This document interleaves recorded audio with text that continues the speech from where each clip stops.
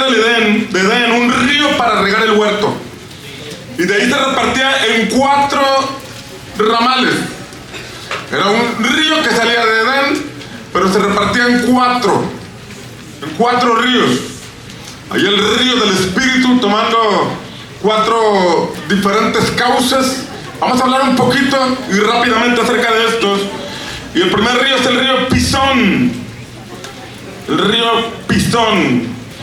Y dice la Escritura, este río es el que rodea toda la tierra de Ávila, donde hay oro. ¿Donde hay qué? Oro. Número 1, hay oro. Número 2, dice que en aquella tierra hay bedelio y hay piedras de ónice. Es oro, dice allí, del bueno. Digo conmigo, oro del bueno. Es oro del bueno. Lo que tenemos en ese río, en el primer río. Y este río rodeaba la tierra de Ávila, donde hay oro del bueno, del que Dios tiene para nosotros. El que Dios tiene para nuestra vida. Es importante ser dirigidos por el río de Dios, por el río del Espíritu, y siempre el río del Espíritu nos puede llevar a donde está el oro del bueno. Dios quiere que lleguemos a esa dirección, a ese punto donde descubramos el oro del bueno. Vamos a ver 3 lugares donde hay oro. En el tabernáculo de reunión había elementos de oro. Estaba la mesa de oro, cubierta de oro, estaba el candelabro de oro, estaba el arca del pacto con los elementos de oro, estaba el altar de oro. Hay elementos dentro del tabernáculo. Tú y yo tenemos que descubrir ese oro en nuestro servicio. Tú y yo tenemos que descubrir lo valioso de Dios en lo que estamos desarrollando para Dios.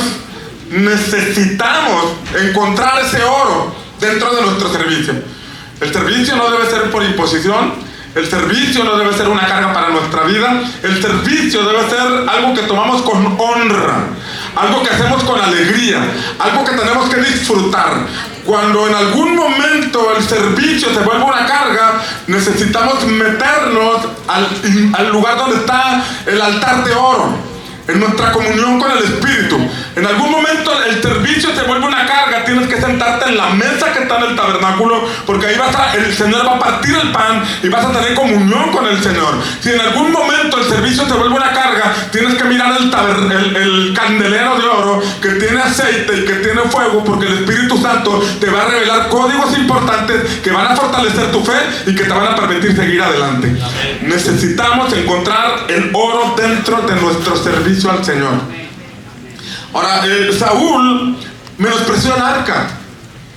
Saúl menospreció el arca.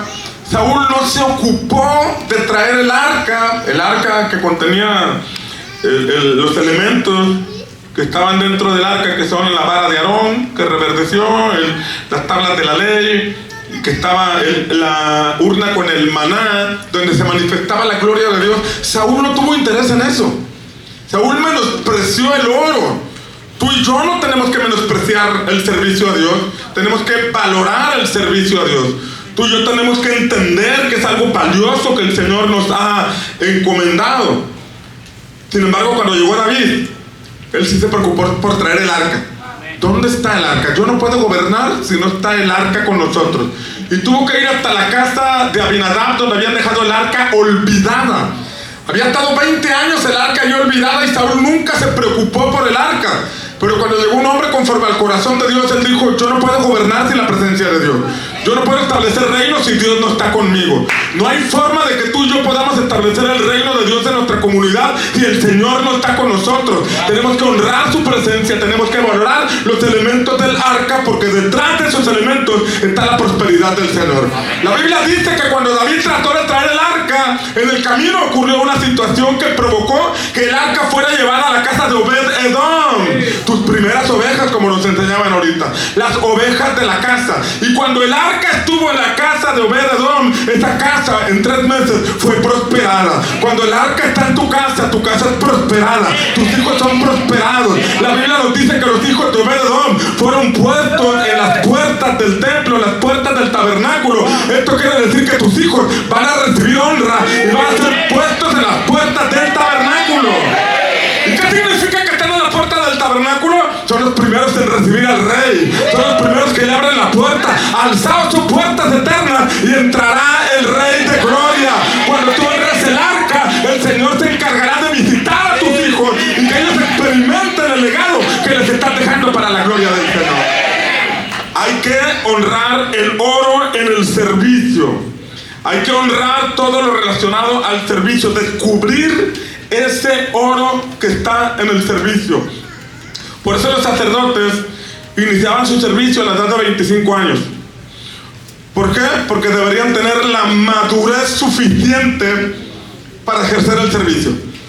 ¿Por qué? Porque el oro se revela en la medida que maduramos en Cristo. En la medida que maduramos en el Señor, se nos revela lo valioso de nuestro llamado. Se revela lo valioso de nuestro servicio. Había oro también en la tierra de Canaán. El río nos conduce al servicio. El río de Dios te despierta para dejar de ser un simpatizante y te vuelves una persona comprometida con el reino de Dios. Y en la medida que descubres el oro en tu servicio, eso te va a llevar a una vida de fe que te lleva a Canaán. En la tierra de Canaán, Deuteronomio capítulo 8, del versículo 11 al 14, habla del oro que encontrarás en la tierra de Canaán. Porque vas a llegar ahí, le dice el Señor, y vas a tener oro, vas a tener plata, vas a construir casas, y quiero que tomes esta palabra para ti. Si el Espíritu Santo te dirige, vas a llegar a esa tierra donde vas a desarrollar fe, vas a descubrir oro, vas a construir casas, vas a dejar legado, vas a dejar herencia, porque el río de Dios te va conduciendo a donde está el oro que el Señor tiene para tu vida. Si descubres el oro en tu servicio, vas a desarrollar fe. Y la fe te va a llevar a Canaán. La fe te va a sacar de tu desierto. La fe te va a conducir al plan, al propósito que Dios tiene para ti. Tercer lugar, los elementos en el cielo son de oro. Entonces va la palabra y encuentra que hay coronas de oro de los ancianos, hay copas de oro llenas de incienso, hay un altar de oro que está delante de Dios, hay ángeles con cintos de oro y la ciudad celestial totalmente de oro, calles de oro. En el cielo hay oro. Levante su mano y diga: Señor, mándame un adelantito. Mira cómo el río te conduce. Si tú te dejas conducir por el río de Dios, tú comienzas a valorar el servicio. Es una honra. No sé qué voy a hacer, pero me están instruyendo, pero el Espíritu Santo, el río de Dios, me va a llevar a entender lo que estoy haciendo. Desarrollas una vida de fe, conquistas tu Canaán, pero tu mirada o tu objetivo no termina allí, sino que sabes que hay un oro que te espera por la eternidad allá con nuestro Padre Celestial. Número 2, el río te conduce a donde está el bedelio. El bedelio es una resina de color rojo, parecida a la mirra, de olor suave, pero sabor amargo. Diga conmigo: olor suave y sabor amargo. Y la mirra ilustra la sangre de Cristo, el poder de la sangre de Cristo, la cual fue de olor grato para el Padre, pero de sabor amargo por la muerte. De olor grato porque mediante la sangre de Cristo todos nosotros pudimos alcanzar salvación, aunque eso costó el dolor de la muerte de nuestro Señor Jesucristo. Es una mezcla. Obviamente nosotros no vamos a morir en una cruz, pero nuestro sacrificio, nuestro esfuerzo, el dar la milla extra sirviendo al Señor, es algo de olor grato para Dios. Este cuerpo, si se va a desgastar en la tierra, lo vamos a desgastar sirviendo al Señor. Este cuerpo, si se va a desgastar en esta tierra, en esta vida, lo vamos a desgastar sirviendo a nuestro Padre Celestial. El maná, dice la Escritura, que era como el bedelio, como el color del bedelio, y el maná es el testimonio de la fidelidad de Dios. Es el testimonio de la fidelidad de Dios. Imagínate el maná y ellos caminando como si Dios derramara boronitas para que ellos siguieran caminando. Y en el maná podemos encontrar una vida de disciplina y de ordenamiento. El Señor les dijo: van a levantar y van a consumir solamente el maná que van a consumir durante el día. No agarres más, no agarres menos. Cada quien de acuerdo a su bote es como va a agarrar la porción de maná. Pero es un ordenamiento, es una disciplina. Había una tierra donde tendrían una cosecha extraordinaria. Un lugar donde sembrarían y cosecharían, y la cosecha la pondrían en un granero, porque sería tanto lo que Dios tenía para ellos, pero de momento tenían que aprender a obedecer a Dios. Desarrollar una vida de fe. Sé dónde estoy, pero sé para dónde voy. Sé dónde estoy, pero sé a quién sirvo y sé a dónde me va a llevar. Eso es una vida de fe, donde Dios va ordenando nuestra vida, nos va disciplinando para que aprendamos a caminar bajo la nube. Y sin importar las circunstancias, nosotros podamos seguir adelante, entender sus caminos para poder llegar a la tierra de transformación en el lugar llamado Canaán. Número 3, habla del ónice. El río de Dios te lleva donde está el oro. El río de Dios te lleva donde está el bedelio, la vida de fe, la vida de confianza en Dios, dirigido por la nube, pero también te dirige a donde está el ónice. Y aquí hay algunas cosas en la escritura, algunos códigos que tenemos que extraer o descubrir, como si estuviéramos excavando una montaña y descubriendo minerales y piedras preciosas. Así es la escritura. Esta piedra nos revela reino y sacerdocio. Reino y sacerdocio. El ónice es la 11ª piedra mencionada en el pectoral del sacerdote, que en el orden de los hijos de Jacob representa a José. José quien llegó a gobernar. José quien estableció el reino en su generación. José quien pudo llegar al cumplimiento de la voluntad del Señor. José quien pudo resguardar a toda una generación a través de la cual el Señor formaría una nación donde establecería su reino y finalmente traería a nosotros a nuestro Señor Jesucristo. La piedra de José revela reino, revela gobierno, revela las operaciones de Dios en el mundo, más allá de las 4 paredes de la iglesia. Es decir, si nosotros llevamos en nuestros hombros el ónice, el Señor lo pondrá también en nuestro pectoral. Aquí está el reino y el sacerdocio, porque el sacerdote traía esas piedras en el pectoral. Había 12 piedras y una de ellas era el ónice. Y ahí está el sacerdocio. Presentarnos delante de Dios, tener una relación personal con Dios, ser parte de las operaciones divinas, de las operaciones del Espíritu en esta generación. Pero no solamente el sacerdocio, sino que también ahí está José, la 11ª piedra. Porque Apocalipsis capítulo 1, versículos 5 y 6 dice: al que nos amó y nos limpió con su sangre y nos hizo reyes y sacerdotes para Dios, a Él sea la gloria. El río de Dios te va a llevar a establecer el reino. ¿Qué quiere decir? Que vas a prosperar allá afuera, que vas a emprender, que Dios te va a prosperar, que te va a cumplir lo que la palabra de Dios dice, que Él te da el poder para hacer riquezas. Y tú sabes que esas riquezas tienen que ver con edificar el reino de Dios. Tú sabes que Dios te va a prosperar para que con tu economía se construyan auditorios, se compren terrenos y haga una obra extraordinaria para la gloria del Señor. ¿Alguien lo cree? Por mucho tiempo los misioneros americanos trajeron el evangelio y trajeron recursos para que la iglesia de México pudiera predicar el evangelio. Y se construían templos, se construían algunos lugares, se compraban terrenos con ayuda de Estados Unidos. Gloria a Dios por todos ellos que trajeron dólares.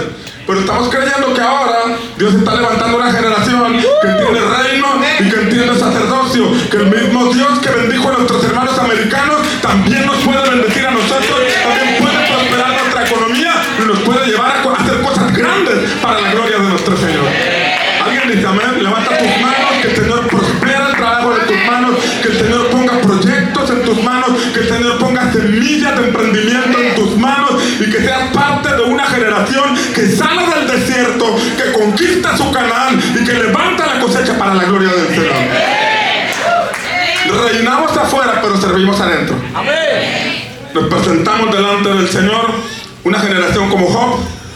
Job era el Elon Musk de su tiempo, quien tenía muchos camellos, muchas vacas, muchos bueyes, muchas asnas, tenía trailers, tenía camiones, era el hombre más próspero de su tiempo. Pero también dice que levantaba altares todos los días, reinaba y ejercía un sacerdocio, porque no hay sacerdote sin altar. Y el río de Dios siempre te va a conducir a este punto. Te voy a prosperar afuera, pero te tengo que prosperar lo primero. Tengo que desarrollar tu espíritu, tengo que impartir fe y eso es lo que viene para tu vida. Levanta tus manos, que el Señor te revele la piedra de ónice, que puedas entender lo que es el reino, que puedas entender lo que es el sacerdocio, en el nombre poderoso de Cristo Jesús. Aparece también en Génesis. Y en Éxodo, capítulo 25, versículo 7, el ónice también aparece en las ofrendas de David, para que Salomón edificara el templo. Y en el fundamento de la ciudad celestial también aparece. Aparece en Génesis, la piedra de ónice, aparece en Éxodo, en el pectoral, aparece en José en Génesis, en Éxodo aparece en el pectoral, aparece también con David, dentro de las ofrendas que el Señor dejó para que se construyera el templo. Déjame decirte que la edificación de una iglesia, de un templo, puede revelar la condición de las personas que conforman esa iglesia. Si el templo es construido con recursos públicos, eso habla de una iglesia pobre. Si el templo es construido con recursos del extranjero, eso habla de una iglesia pobre. Si la iglesia es construida con dinero de otros lugares, habla de una iglesia pobre. Pero cuando una iglesia es transformada, porque ha sido llevada por el río de Dios a donde está el oro, entonces ellos progresan, ellos avanzan sin descuidar su vida espiritual. Y ese edificio es el testimonio de una generación que salió del desierto, que salió de Egipto, que le ha creído a Dios, que ha sido transformada y que con sus recursos edifica, levanta edificios que dan evidencia del poder y de la grandeza de nuestro Señor Jesucristo. Estamos creyendo que en los próximos años se van a construir auditorios. Estamos creyendo que en los próximos años se van a construir lugares de adoración para nuestro Señor. Hace una semana fuimos a la Ciudad de México y pasó un pastor a compartir algo que ocurrió en Estados Unidos. Y resulta que el presidente Trump pidió que unos pastores vinieran a orar por él. Y fueron puros pastores americanos, güeros como lloviznando. Y ahorita, como está el ambiente político con el ICE, que están tomando a los latinos y los están trayendo para acá, de pronto un güero, un pastor güero, pregunta si hay algún pastor latino. Un pastor mexicano pregunta. Y entonces se levanta una pastora mexicana, arriesgándose a que le agarrara ICE y la mandara afuera, ¿no? Pero se levantó la pastora mexicana. Y entonces el pastor gringo, delante del presidente, le suelta una palabra a la pastora mexicana. Y le dice, el Señor dice para México, viene un tiempo de prosperidad, viene un tiempo donde van a construir templos, van a levantar edificios, viene un tiempo de bendición para México. ¿Cuántos creen que Dios está hablando a México? ¿Cuántos creen que viene un tiempo de prosperidad para la iglesia en México? Amén. Por eso tenemos que descubrir el oro en el servicio. Si tú sirves a Dios con un compromiso fuerte, entendiendo de qué se trata, se te van a revelar códigos, te van a llegar ideas, te van a llegar visiones, te van a soltar proyectos. Levanta tus manos, que el Señor te suelte proyectos, que el Señor te suelte semillas de emprendimiento, que el Señor abra tus ojos, te abra puertas y consideres cosas que antes no habías considerado y que llegues antes que otros lleguen, y que el Señor te dé el favor de sacar tu presupuesto desde mero abajo y lo ponga mero arriba para que se te abra la puerta muy pronto en el nombre de Jesús. Dale un aplauso a Jesús. Segundo río, Gihón, dice que rodea la tierra de Cus. El río Gihón rodea la tierra de Cus. ¿Quién fue Cus? Cus fue el hijo de Cam, fue nieto de Noé. Cus fue padre de Ávila. Y recuerda que en la tierra de Ávila hay oro del bueno. Necesitamos rodear la tierra de Cus y llegar a la tierra de Ávila, donde está el oro del bueno. Pero Ávila es la cuarta generación. Ávila es la cuarta generación. O sea que el río del Señor te quiere llevar hasta la cuarta generación. ¿Qué es la cuarta generación?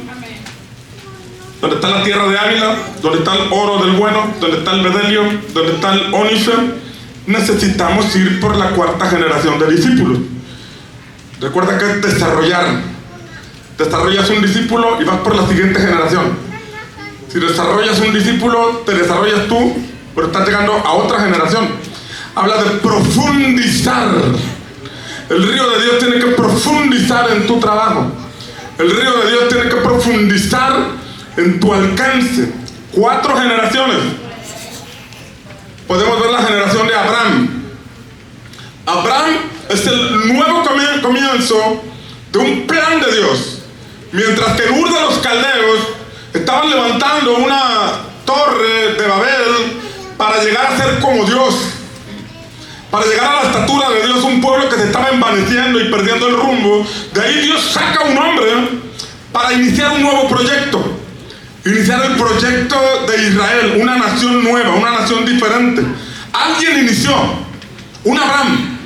Y Abraham tuvo que permanecer en Canaán hasta que llegó Isaac, segunda generación. Isaac fue un hombre entendido en altares.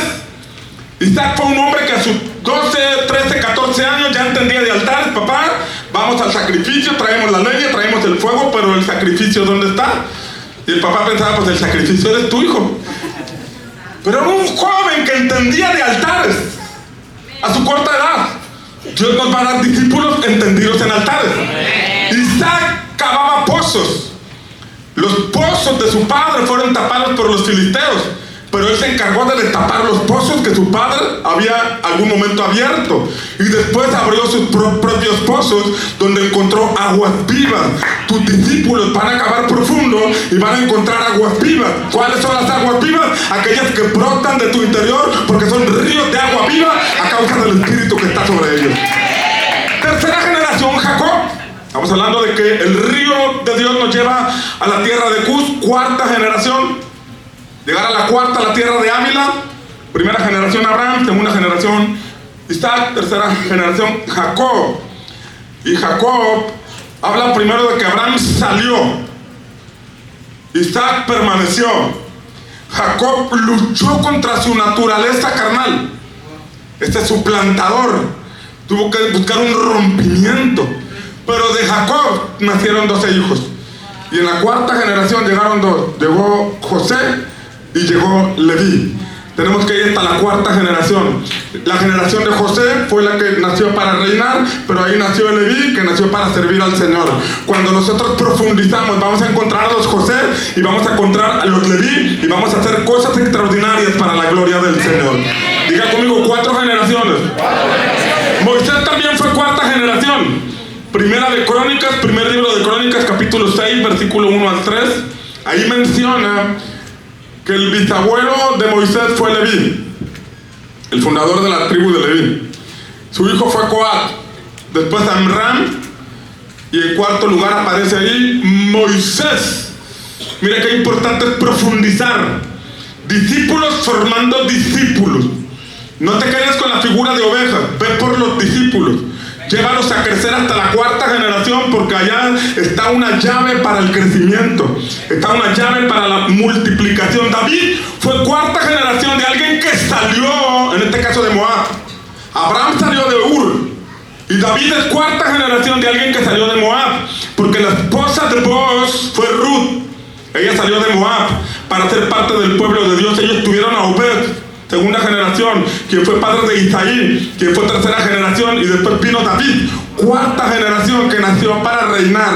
Yo no sé qué generación seas tú, ni qué parte seas del eslabón, pero eres parte del proyecto de Dios. El río de Dios sigue fluyendo por ti, y seas tú, sean tus hijos, o sean los hijos de tus hijos, ellos se van a levantar para reinar y para ejercer el sacerdocio para la gloria del Señor. ¿Alguien lo cree? Zorobabel fue cuarta generación de Josías. Mateo capítulo 1, versículos 11 y 12 muestran a Josías, Jeconías, Salatiel y Zorobabel. Cuarta generación. ¿Y quién fue Zorobabel? Zorobabel fue un líder. Dice la escritura que Dios despertó el espíritu de Zorobabel. Él era de la línea de Josías, de la línea de David, y fue cuarta generación que Dios levantó para restaurar el templo que estaba en ruinas.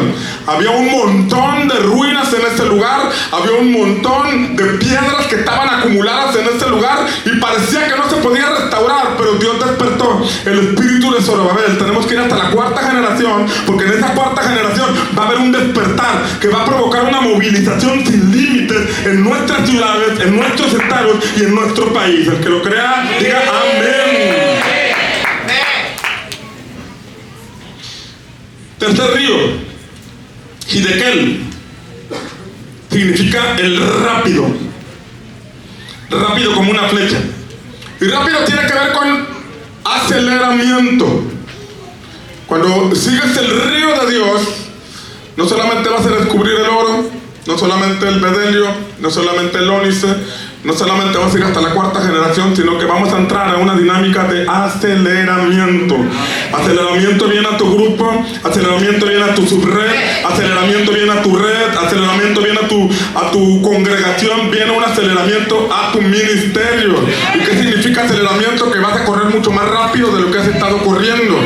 Vas a poder correr más rápido de lo que hasta este momento has estado haciendo, que en poco tiempo vas a alcanzar lo que en muchos años no alcanzaste. En poco tiempo vas a conquistar lo que durante mucho tiempo no conquistaste. 40 años estuvo Israel en el desierto dando vueltas, pero de un día para otro entraron para levantar el botín, para levantar el fruto, para conquistar la tierra. Yo no sé cuántos años tengas caminando, pero cuando te lleva al río de Dios, entonces entras a un aceleramiento.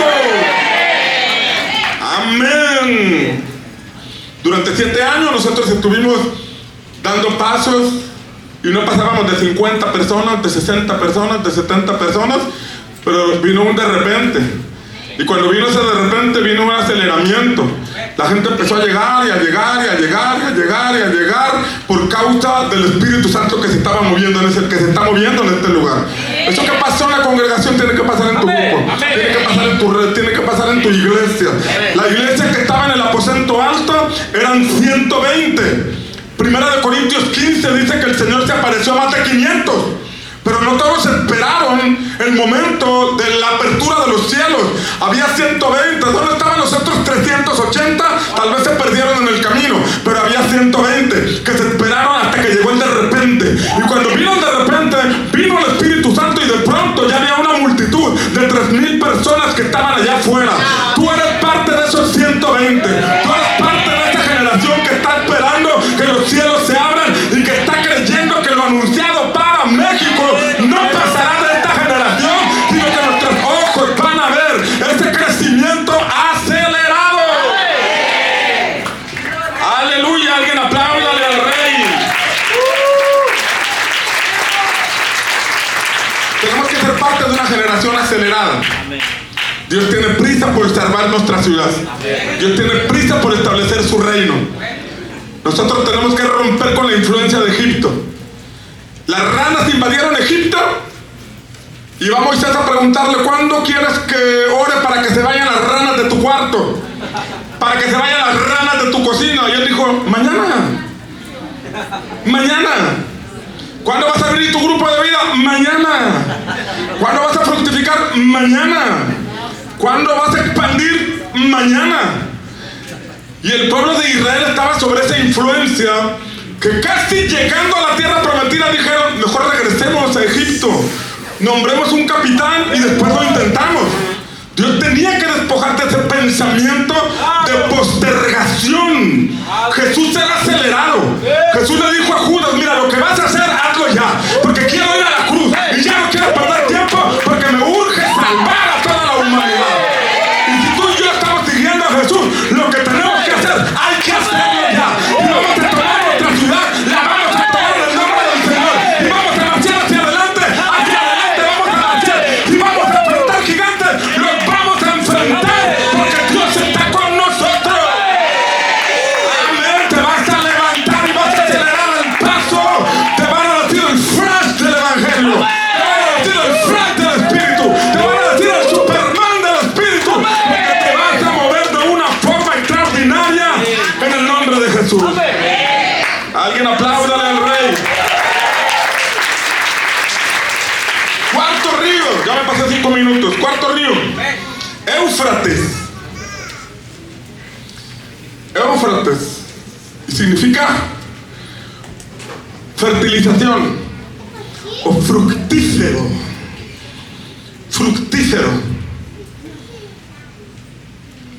La vara de Aarón reverdeció en la presencia de Dios. La vara de Aarón la metieron al lugar santísimo y para el otro día, aceleramiento. De un día para otro, ya había reverdecido, tenía botones, tenía flores y tenía almendras. Aceleramiento. Aceleramiento en dar fruto. Sobre ti viene un aceleramiento. Ya estoy viendo los botones, ya estoy viendo las flores, ya veo la primavera en ti. Ha pasado el invierno, viene una cosecha sobre tu servicio, viene una cosecha sobre tu ministerio, viene una fructificación que viene de parte de Dios. Tú sabes cuántas semillas pones, pero no sabes cuánto vas a cosechar. De cada semilla que has sembrado, viene una fructificación sin límite. No sabes cuánta cosecha viene a tu vida. Tú solamente plantaste la semilla, pero el crecimiento te lo va a dar el Señor, porque estás metido en el río del Espíritu. Amén. Tú eres el árbol que está plantado junto a corrientes de agua. Te lo repito, tú eres ese árbol que está plantado junto a corrientes de agua. Te lo vuelvo a decir, tú eres ese árbol que está plantado junto a corrientes de agua, que da su fruto, que da su fruto, que da su fruto a su tiempo, y todo lo que hace prosperará. Todo lo que hace prosperará. Amén. Tenemos que meternos en ese río. Amén. El río de Dios está fluyendo. Amén. Ezequiel tuvo una visión. Una visión, y en esa visión vio las aguas salutíferas. Y cuando ve el río, uno entiende que él estaba fuera del río. Y cuando estaba fuera del río, entonces aparece un varón y mide 1000 regiomontanos. No, no es cierto. 1000 codos. No es cierto, nada que ver. Hay mala fama sobre los de Monterrey. Aquí están mis amigos de Monterrey. Un aplauso al Señor por los amigos de Monterrey. Es mala fama eso de los codos. Bueno, nada codos los regiomontanos. Son muy generosos, muy hospitalarios. Pero bueno, midió 1000 codos de varón. Y aquel que estaba en la orilla, yo no sé dónde está tu servicio, tu ministerio en este momento. Porque una cosa es saber del Espíritu y otra cosa es ser dirigido por el Espíritu. Una cosa es tener la doctrina del Espíritu Santo y otra cosa es que Él te dirija. Una cosa es tener experiencias y otra cosa es que Él nos dirija. Simeón, Lucas capítulo 2, era un hombre lleno del Espíritu Santo y que era dirigido por el Espíritu Santo. Y fue llevado al templo justo cuando estaban llevando a presentar al niño. Y había una palabra profética sobre este hombre llamado Simeón. Tú no te vas a morir sin antes ver la salvación de Israel. Y había envejecido, pero había una palabra que lo mantenía vivo. Y como era lleno del Espíritu y dirigido por el Espíritu, llegó en el momento en que Jesús era llevado. Era un niño.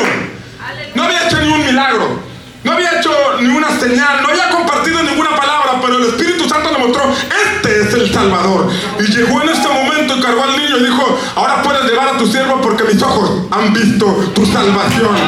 Marcos 9:1 dice que Jesús le dijo a sus discípulos: hay algunos que no verán la muerte sin antes ver el reino de Dios venir con poder.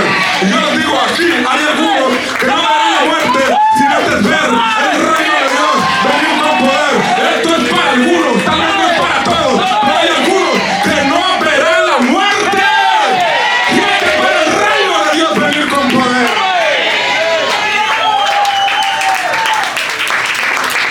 Y estaba a la orilla y entonces mide 1000 codos y llega hasta los tobillos el agua. Estaba entrando. Hay 4 dimensiones del río. Había 4 ramales del río que venía del templo, del Edén, perdón. La segunda dimensión es cuando llegan las rodillas. Hay tantas cosas que enseñar de esos puntos, pero no nos alcanza el tiempo. Tercera dimensión llega a las espaldas, a los lomos. Porque cuando llega a la 4ª dimensión, a la 4ª profundidad del río, ahí la cosa cambia. Ocurren varias cosas. Número 1, él ya no lleva el peso de su cuerpo, porque ahora el río lo carga él. Hay momentos en que tú cargas con el ministerio, hay momentos en que tú llevas la carga, pero llega un momento que es el ministerio del Espíritu. Ya no depende de ti, ahora Él lo hace.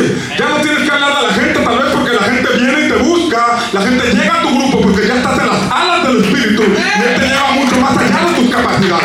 Y eso es lo que viene a tu vida las próximas semanas, los próximos días. Vas a ver cómo el Espíritu Santo toma tus cargas y entonces se te hace más ligera. Vas a entrar en el reposo de Dios, en el reposo ministerial.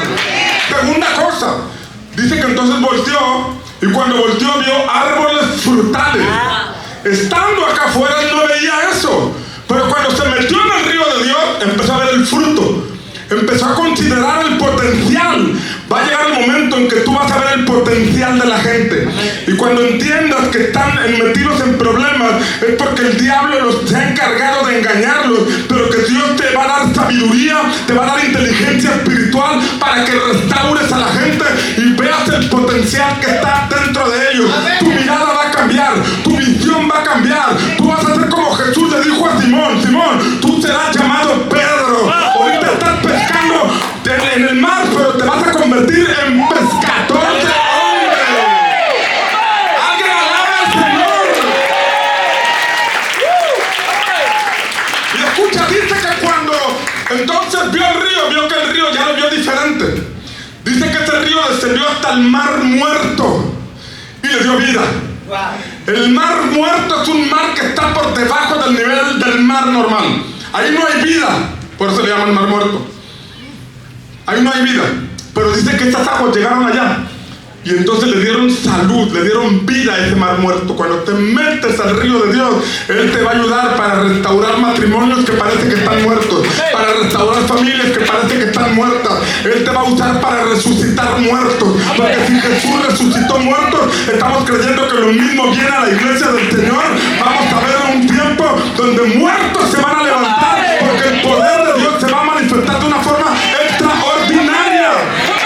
Y dice además, por último, dice que entonces vio pescadores a la orilla de los ríos, pescadores. Cuando tú te metes al río de Dios, entonces Dios te va a dar la habilidad para levantar discípulos. Amén. Que echen la red. Amén. Y que podamos tener una pesca milagrosa. Amén. Vas a encontrar a personas como Pedro que lo han intentado toda la noche y no han podido, pero ahora que tú llegas con una palabra de parte del Señor, ellos van a decir: he intentado desarrollar el grupo, he intentado desarrollar la red, pero no he podido. Pero a partir de